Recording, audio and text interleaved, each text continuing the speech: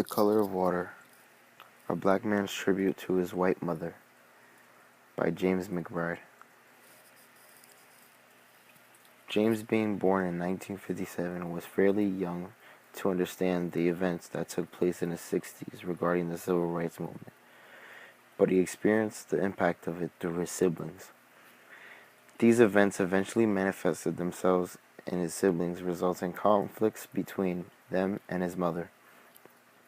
Ultimately questioning the authority of the white man, they came up against issues of their own identities in the society.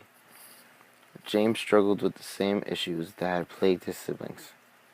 When he finally confronted these issues, James discovered that in order to understand himself, he had to understand his mother's background. This explains the back and forth story style of the book from both sides, the mother and the son.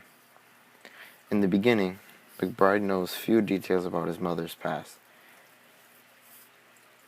and he uses his memory to try and piece together her life stories. In order to understand her story, McBride uses the tools of a journalist: interviews, phone calls, a trip to his mother's hometown, research in newspapers, records, and archives. James' divided racial consciousness is partly a product of the political climate of his youth. James' peers in the political movement they embraced held up whites as enemies. James found himself attempting to follow his natural love for his mother and differentiate her from other white people. He often publicly agreed with his friends' rants against whites, while secretly feeling ashamed and guilty because those rants degraded all whites, including his mother.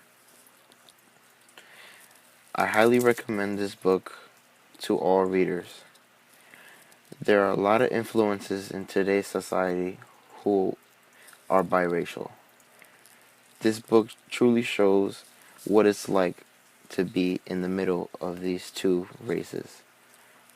You really get to see and truly understand these persons' lives and what they have been through. There's one significant part in the book where James asks his mother, "What color is God?" And her mother replies, "God is the color of water." Thank you.